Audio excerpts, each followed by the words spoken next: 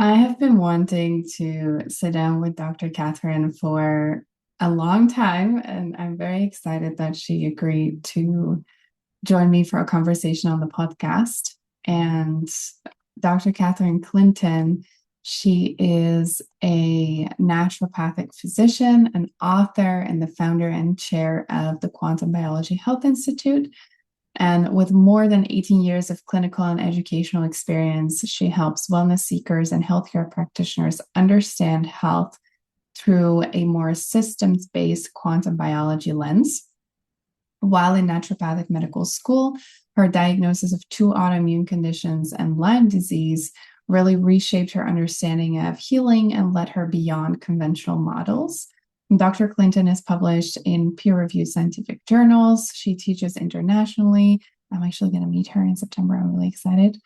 And she maintains a small clinical practice in Eugene, Oregon. And her work is really dedicated to expanding how we understand health by honoring the body's intelligence and its relationship specifically with light, water, and its environment. And for this episode, we went pretty deep. We went into her own autoimmune health crisis, which led her to discover quantum biology. We talk about what quantum biology actually is, how we perceive the body from a quantum biology lens. We talk about light. We talk about lack of light exposure. And from there, we move into the bioelectric capacity of the body, which I find extremely fascinating. And also fascia and how fascia for men and women is different, how that is different. And yeah, this conversation just expanded my own understanding of quantum biology and made me even more passionate about it than I already am. I hope you will join it. Let us know what you think and enjoy listening.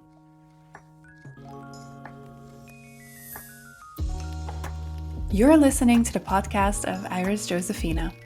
If you're passionate about exploring the menstrual cycle, cyclical living, body wisdom, personal growth, spirituality, and running a business in alignment with your natural cycles, you're in the right place. I'm Iris. I'm an entrepreneur, functional hormone specialist, trainer, and coach, and I am on a mission to share insights, fun facts, and inspiration I discover along the way as I run my business and walk my own path on Earth. Here, you'll hear my personal stories, guest interviews, and vulnerable shares from clients and students. Most people know me from Instagram, where you can find me under @CycleSeeds, or they have been a coaching client or student in one of my courses. I'm so grateful you're here. Let's dive into today's episode. Welcome, Dr. Catherine. I'm so excited to have you here and to have this very necessary conversation. Well, I'm so excited to be here and talk with you today.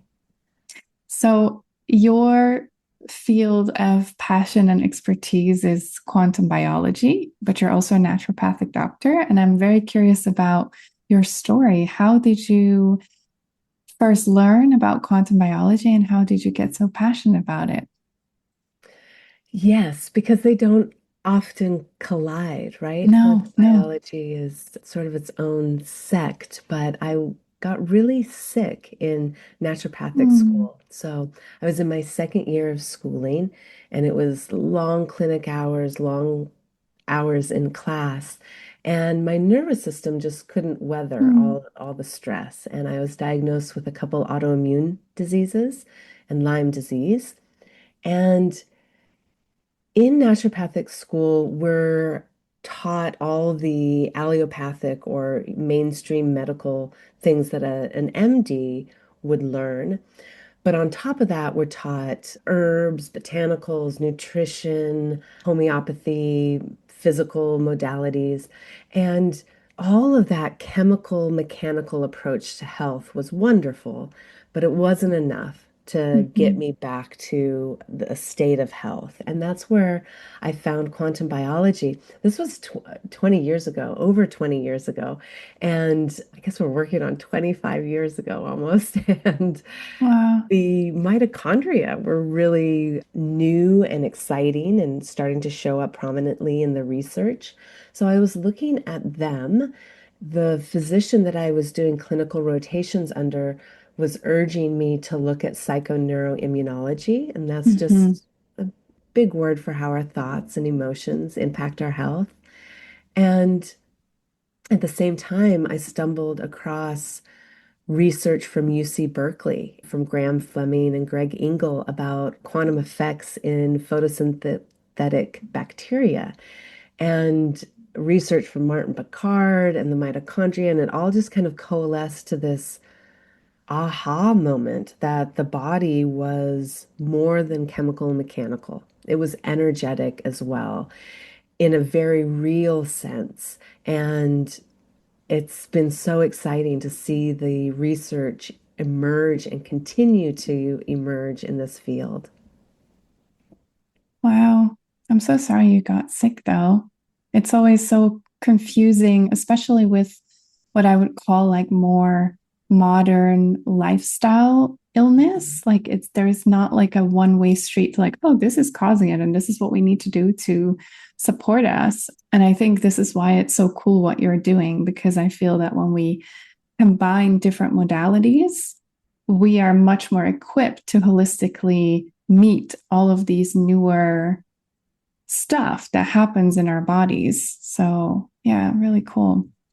Yeah, absolutely. That's a beautiful way to put it because I think that we've been approaching health through that chemical mechanical Mm-hmm. model, right? A chemical imbalance. So we have a pharmaceutical or a botanical or a supplement.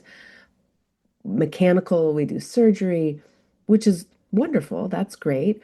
But our patient sex, the patients that I've been seeing are getting more and more complex. And I think that's because our landscape has really become more and Mm-hmm. more complex, really, we're inundated with all of these things that we can't see in our environment. And it just makes sense to work with all the tools that we have in the toolkit. And quantum biology definitely offers a nice section of modalities that are a lot of times often free, which is wonderful. Yeah, I agree. I'm in hormone health and learned from the orthomolecular and functional medicine Yeah. branch. So it's a bit similar. Like when I first heard about quantum biology, it's like, oh my God, it's the missing link in the things that I've been doing. So for the people who are listening and who are not really sure what quantum biology is, could you give us a little introduction into what it is? What are the key principles? Absolutely. Well, really, it's looking at quantum effects in living systems. Mm-hmm. And what that means for human health is we're looking at how light, water in the body, how sound, how fields of energy, whether that be electromagnetic fields, scalar fields, our biofield, our thoughts and emotions, how those impact things in the body, like our mitochondria, those little organelles in our cells that create cellular energy, so important for our health, or our fascia, our cell membranes, our DNA, our nervous system. All of these things create an interconnected web that aren't just chemical and mechanical. There's this step before chemistry, the body before chemistry. And that's where quantum biology comes in. It's these waves of energy and information, whether we're talking about light or sound or electromagnetic fields, and how they produce measurable biological action in the body, and understanding that and utilizing that for better health and longevity. I love that you said that it comes before the biochemical part, that it's the first thing that we should be looking at, because for many people, it's most often the last thing that they find.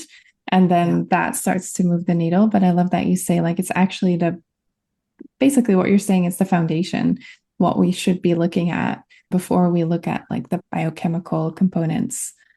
Yeah. Absolutely. And oftentimes those approaches, those biochemical approaches, are so much more effective if that quantum biological foundation is set. And Yeah. it just makes sense. I've had a lot of patients where we get that set and something that they have been doing for years just clicked and started working like they thought it would work for all those years, but it wasn't quite doing what it was supposed to because they didn't have that foundation. Mhm. Beautiful. And how would you say that quantum biology can help restore human health? How does that work? You named a couple of the principles, let's say Mhm. light or water slash hydration. What does that practically look like for people? Yeah, absolutely. I think that looking at the body as an antenna. It's really Mm, receiving all this information. So the light in our environment, whether we are aligning with the rising and setting of the sun, has a enormous impact on our health, our state of inflammation, our balance in our hormones, our metabolic state. All of those things are triggered and really informed by the light in our environment. And when that light is at least some percentage natural light, then our body works much more efficiently. There's much more balance in the body. And so it can look like regulating our light environment, being conscious of our sound environment and how sound can impact our health, being conscious of electromagnetic fields, whether that's from man-made, non-natural electromagnetic fields, or the electromagnetic field that is created and emanated from the heart, or that surrounds the earth when we come in contact with the earth in earthing or grounding practices. I mean, there's so many ways to approach this, but it's really comes back to this understanding of that it does exist and that it does have real impact on our health. yeah. I love that there is all the science out there right now because, as you know, some of the things that you're saying may sound a bit like woo woo to some people. Like, what do you mean just looking at the sun? Or what do you mean just standing on the earth? And what?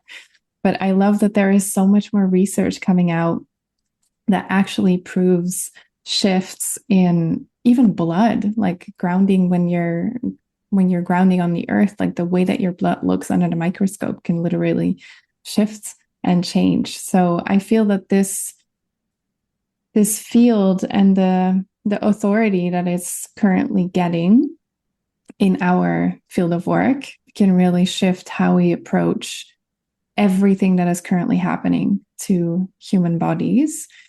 And with that, as you know, I mainly work with women and fertility. Could you share a bit more about how you look at how quantum biology principles could support people who have certain hormone problems or fertility problems or issues with their menstrual cycle? Absolutely. I think that just going back to what we were talking about the light environment, I think a lot of people Mm, don't realize how important it is to align with that circadian rhythm of the sun. So, for example, when somebody goes outside and they get that morning light upon waking, and so many of us in our modern lives, we have an alarm clock on our phone, we turn it off, we start scrolling. That first light comes from an artificial source that is rich in blue light. That tells our body that it's noon, that mhm, we are late, we need to catch up, we need to be doing everything that would be doing at solar noon. Whereas if we go outside at, within an hour, half an hour of waking, then the light in our environment is cueing so many different hormonal conversions in the body. And that looks like the sex hormones, estrogen and progesterone, testosterone, those are actually stimulated by that early morning light and that change in light. So every minute that passes that we're outside, that spectrum of light is constantly changing. And I think it was 2000. I think 17 that three researchers were awarded the Nobel Prize for their work on chronobiology or how oh, light impacts life. Yeah. And they found that it has tremendous impact, that we have all these almost every cell in the body has a circadian clock or gene.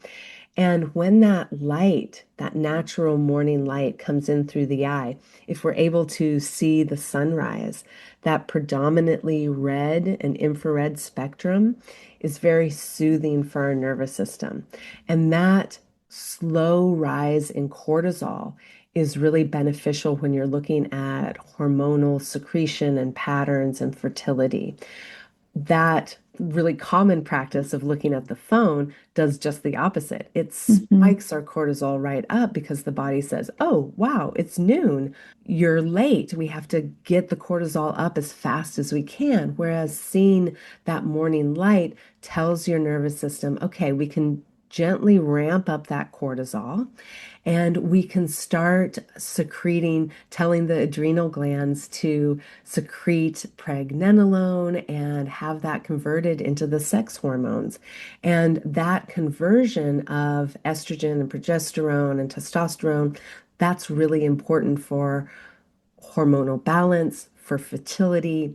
Getting natural light throughout the day can maintain that circadian signal, and then lowering the lights at night is going to Mm-hmm. really be important as well, because it's not just the morning light that is signaling all that information and hormonal balance in the body.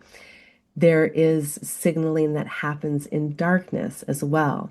So as the sun sets, if we move to lighting that's more rich in orange and red Mm-hmm. tones, that's lower in light, so not a bright overhead light, we're moving the light down in our horizon. I move to something like I have a salt lamp right behind me Oh that I yeah. turn on. I have it all over my house, in the living room, in the bathrooms, in bedrooms, so that we get a low, gentle orange light. And that signals to the body that the sun is setting or has set. It doesn't block the release of melatonin from the pineal gland. And that's really important for our hormones. Because Mm-hmm. if we can secrete melatonin, if we can get to bed in between that 10 p.m. to 2 a.m. time window, that's when insulin and leptin start docking in the hypothalamus. And when that happens, it tells the body, is this person rich in energy reserves so that they can get pregnant? Mm. Do we have enough energy to support a pregnancy? And so even that morning light window, it and the importance that it holds in our hormone balance and fertility, the nighttime window is just as important. If that insulin and if that leptin aren't docking, if that melatonin is blocked by those blue lights that are so common if we're scrolling on our screens or watching TV or have those bright overhead lights, it blocks melatonin and it doesn't allow, it can block leptin and insulin in the brain. And when those don't dock, when those don't communicate with the brain and let the brain know, oh, yeah, okay, we have enough energy, we can support a pregnancy for sure, the body errs on the side of safety. Like, I didn't get the Mm. message, so I'm going to assume that we don't have the energy because I want to keep the system going. Yeah. And so, something as simple as getting morning light, getting light throughout the day, lowering the lights, we can wear blue light blocking glasses, we can switch our lighting from those LED lights. We can use apps on our phones and our computers so that the light is blocking that blue light that says, don't secrete melatonin, in turns it into that red light that allows for that melatonin to be released and those things to communicate with the brain. Mm-hmm. It's funny that you showed the Himalayan salt lamp. I have like literal red light in my house, and people who have never seen that I do that, they come into my house and they're like, "Your house looks like a brothel."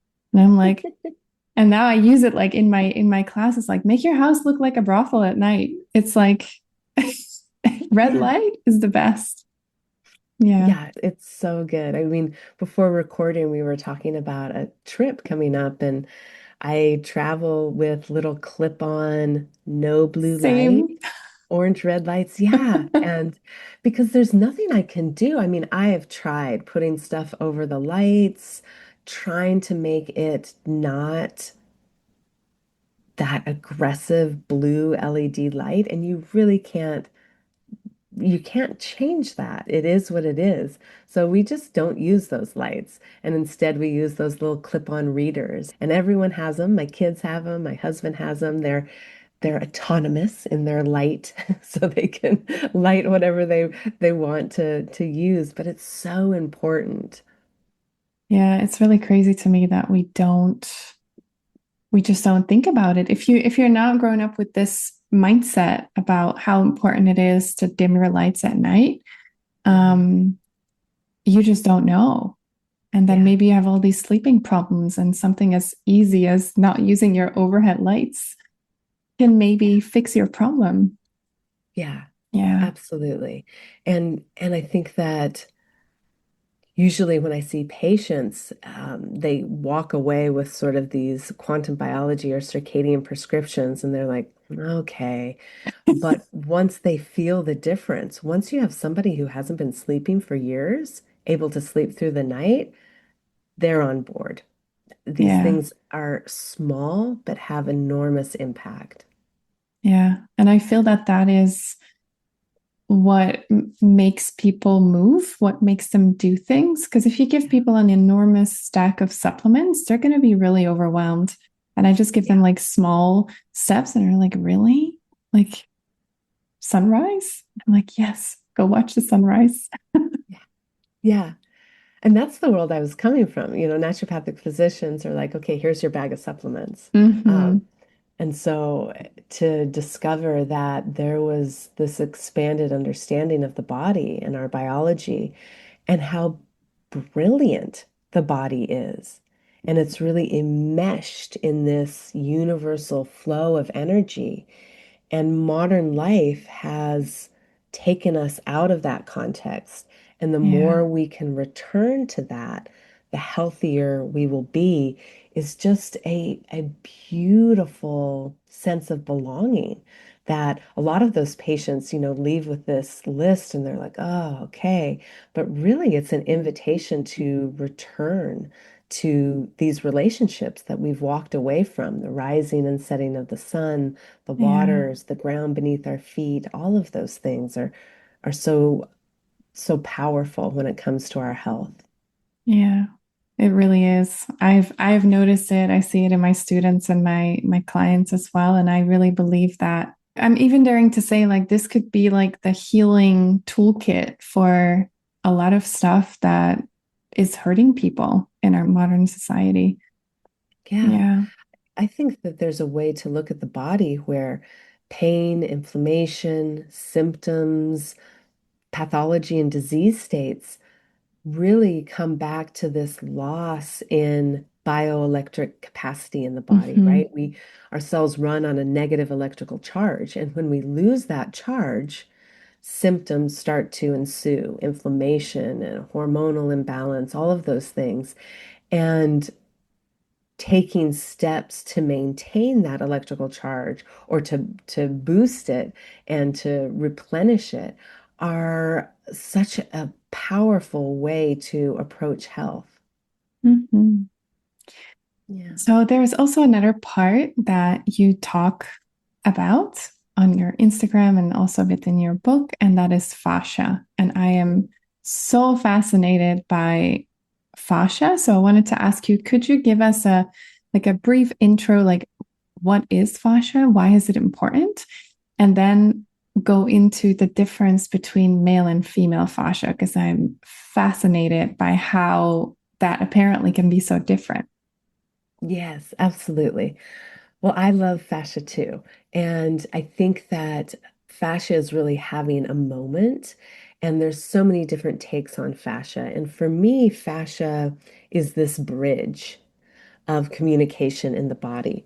And fascia is this body-wide web or fabric of connective tissue. And the connective tissue is made up mostly of collagen. And if you think about this fascial web. It's like a fabric pulled across our bones, like our bones are a loom, and this fascia is a fabric. And it connects to every single structure in the body, connects inside the cells as well. So it's really creating this interconnected communication network. And it's mostly made up of collagen. Mhm. Collagen is semiconductive, so it can hold an electrical charge and it can transmit it. It's also piezoelectric.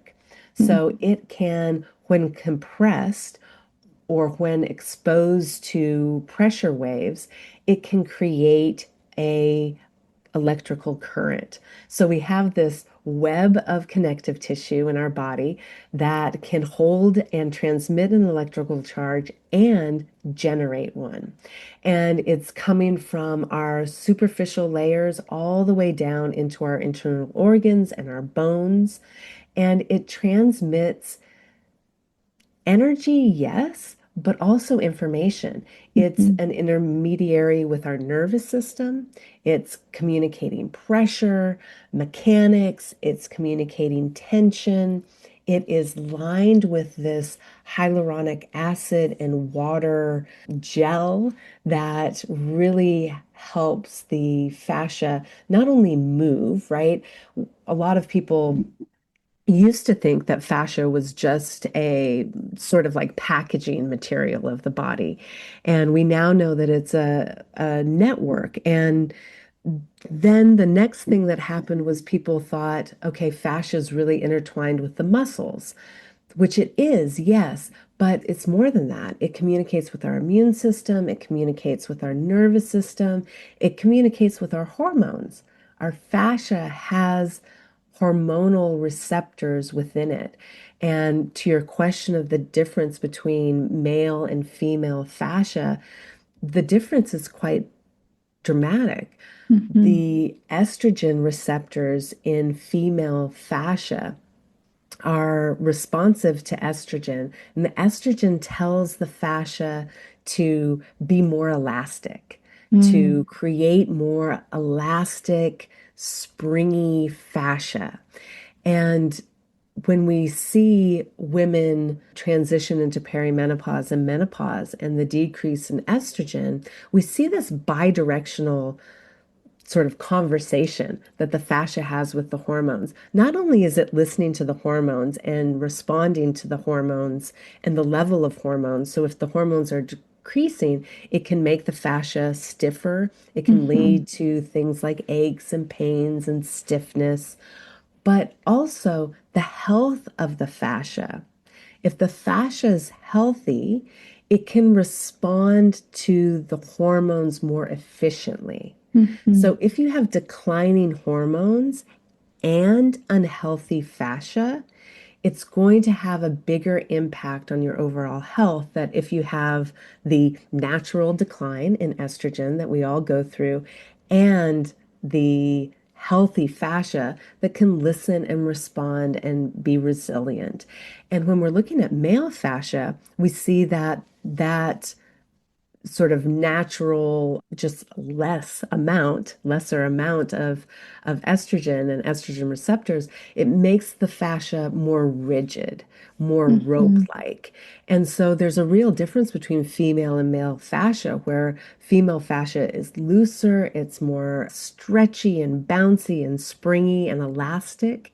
And male fascia is more rigid, it's more structured, it's more sturdy as well. Mhm. And so there are real differences when it comes to the genders, the fascia, and how the fascia is responding to hormones. Mhm. Can I ask you something about this? And maybe you don't have the answer like here, but as you were talking, I was wondering where in gestation do we start creating fascia in our bodies in utero? It just dropped in when when you were talking. Maybe you don't have the answer, but I wanted to ask you anyway. Yeah, it's formed out of the mesoderm in Ah, okay. embryo. So it's connected. Our fascia comes out of that same cell line as our muscles and our bones and our tendons. It's this web.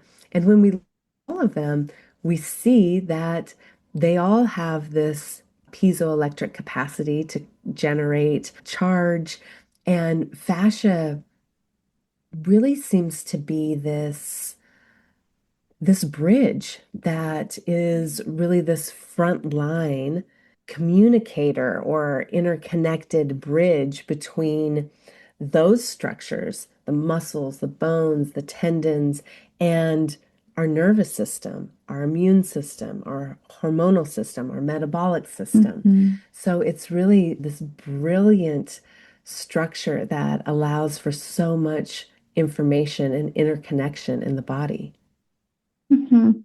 And could it also be the reason that women in their luteal phase, so after estrogen has peaked and we come into this luteal phase, sometimes we hold more, like I think it is more bulk water in that phase, that we may feel more stiff. Like I definitely feel it even when I stretch in my luteal phase when progesterone is more dominant and my estrogen is in ratio to progesterone a lot lower. Is that it? Can we look at it in that way when it comes to fascia? Yeah, absolutely. Mm-hmm. Absolutely. Those day-to-day changes in our hormones absolutely impact our fascia. And it's going to go the other way too, right? The health Mm-hmm. of our fascia is telling us the capacity for it to respond to those hormonal signals as well. So it's really a two-way street. Yeah. Is there something that you would like to add in terms of the menstrual cycle and the whole of quantum biology? Like what should we pay attention to? Or are there any things that you've learned from quantum biology that people with a menstrual cycle definitely should know, apart from you have to attune to your light environment for sure? Yeah, definitely. That's a big one. I think tending to the fascia is also really Mm, important, right? Because when we're talking about the uterus and the ovaries, we're talking about a system that's covered in fascia, that's held in the fascial web of the pelvic floor. And so the health is going to be intertwined with how healthy the fascia is there. And so, what does that mean? How do we tend to our fascia? Well, there's a light component that we talked about. Hydration is really important. And a lot of mhm. people think that hydration is how much water you're drinking. Yeah. But really, it's what the water is doing once you drink it that can signal whether your body is hydrated or not. Water in the body takes on many forms, and you mentioned bulk water, what we would think of in a glass of water. H2O. When water comes in against a surface like fascia, excuse me, it takes on a different organization, takes on a different structure. And that water is so important for the ability for fascia to glide, to move. That's going to impact our menstrual cycle and symptoms that we have premenstrually, all kinds of sort of PMS syndrome symptoms and pain during menstruation. So, thinking about a quantum biology approach to the menstrual cycle, we're thinking about light, we're thinking about true hydration, and that means drinking something that is mineralized. We can also think about something that is energized. There are two different forms of water, Mhm. just like if we were looking at the periodic table and we were looking at all the elements, hydrogen and oxygen and carbon and nitrogen. They exist in a ground state where they're resting, and they also exist in an excited state. And we can Uh-huh. say the same thing about water.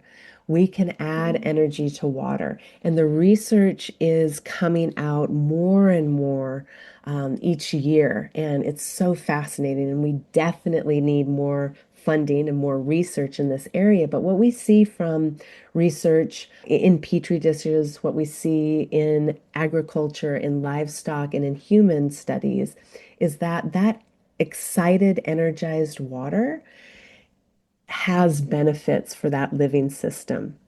Seems to act almost like an antioxidant Hmm. and perhaps working on mitochondrial energy.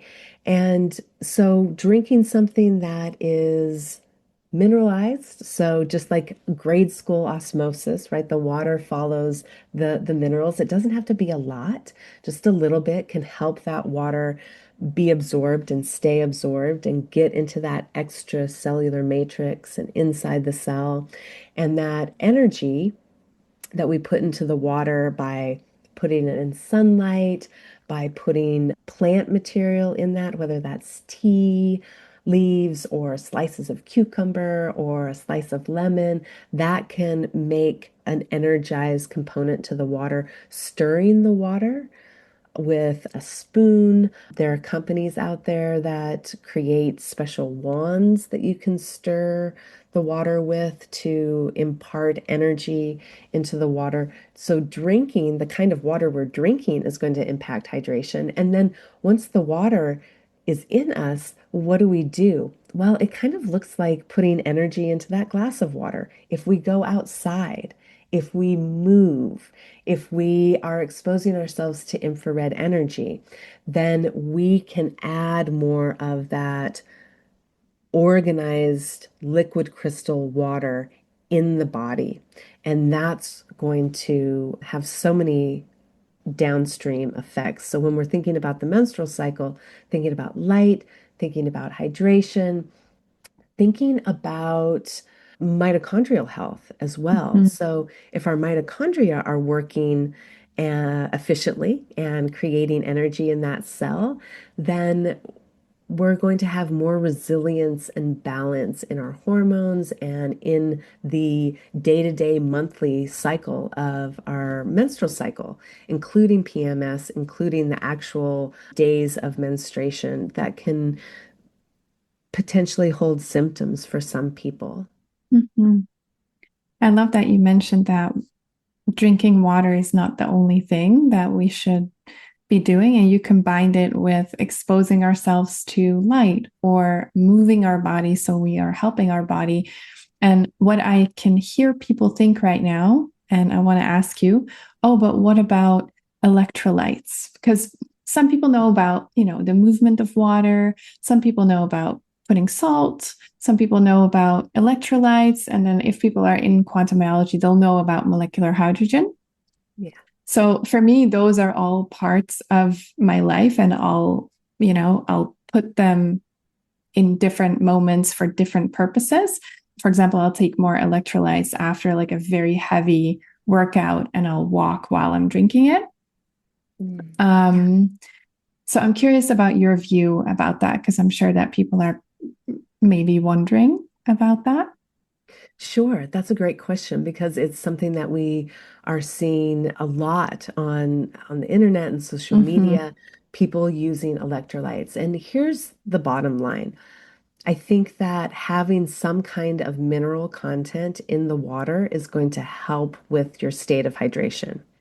Now, a lot of those electrolyte packets can be overkill for some people. Mm. Yeah, I So it's agree. not really, yeah, it's not really a one size fits all.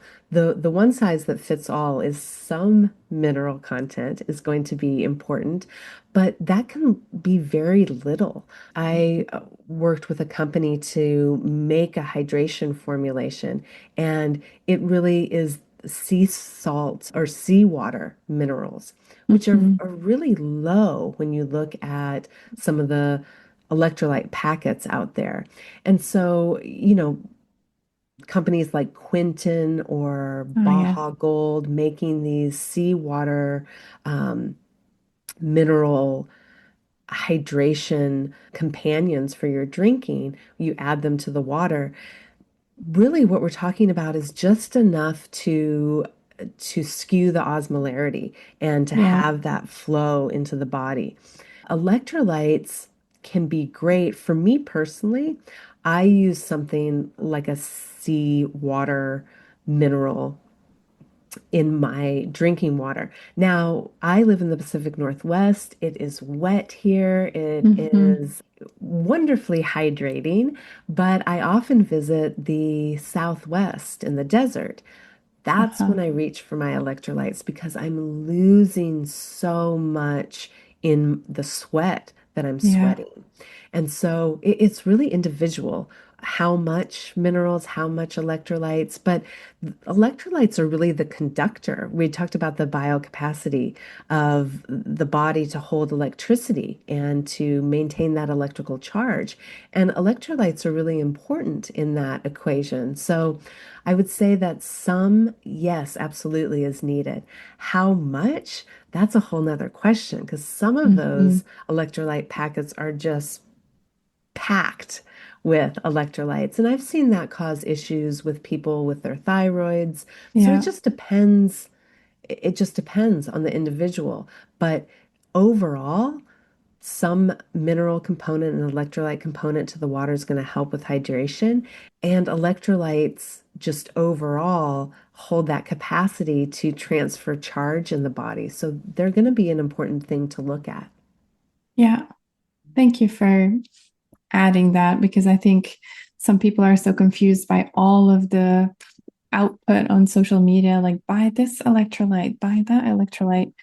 For me personally, I keep it simple. I use desert salt and sea salt, Yeah. and I have the Quinton ampules, like both of them, the hypertonic and isotonic. And Yeah. then the electrolytes for after very intense workouts that I really feel like, oh my God, where is my water? Yeah. Yep. Yes, absolutely. That's super smart. And that's how I do it here as well. I might do it differently if I was living year round in Arizona in the desert, where it's always a loss of electrolytes in my system. But yeah, that's how Yeah. I do it So as well. I think what is important for people to know is that it's very bio individual and Mhm. geographically determined, like how much and when you need. So, yeah, thank you. Is there Yeah. anything else that you would like to add that we didn't talk about, or just a snippet of wisdom that you want to give people before we close? I think that when we're looking at the body from this expanded perspective, we can sometimes get siloed into different areas, Mm-hmm. like light or water or whatever it is. But I think that we often forget how brilliant the body is and how our thoughts and emotions are really the conductor of coherence. So sometimes people ask me, what's your one thing, your non-negotiable? Is it light? Is it this? Is it that? And really, for me, what it is leading from a heart-centered place. Before I Mm-hmm. even get out of bed, before I open my eyes, I start with a heart-centered practice where I'm focusing my intention on my heart, I'm breathing into that area, and I'm just very quickly having a gratitude practice. And this takes just a couple of minutes, right? I'm not in Zen meditation for hours. I'm a business owner and I'm an educator and a physician and a mother who homeschools her two kids. So I'm busy and Zen meditation hasn't yet made it into my daily schedule, but I can have a couple minutes where I get centered. I am grounded. I am grateful. And that shift in what's happening internally, just because I spend a couple minutes there before I get out of bed, is so powerful. So I think that just reminding people of the power that they hold. It's not only the relationship we have with these things in our environment, but also our own internal voice holds such power for our health and our healing and our hormones.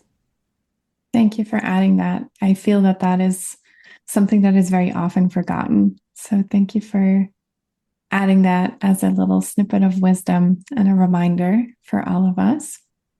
Yeah, thank And you for letting me.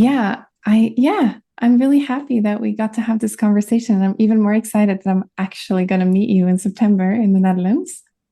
I am so Um, excited as well. where can people find you if they're looking for you and want to learn more about you? Yes, I didn't get creative with my name. I'm just Dr. Catherine Clinton. That's my website, Dr. Catherine Dr. drcatherineclinton.com. That's where you can find me on social media, on YouTube. And this is what I share about. This is what I love. I really think that this is the trajectory that medicine needs to go towards and really brings the power back into the own individual's hands. So I'm passionate about it. Thank you so much. I'll make sure to paste everything in the show notes so people can easily find you.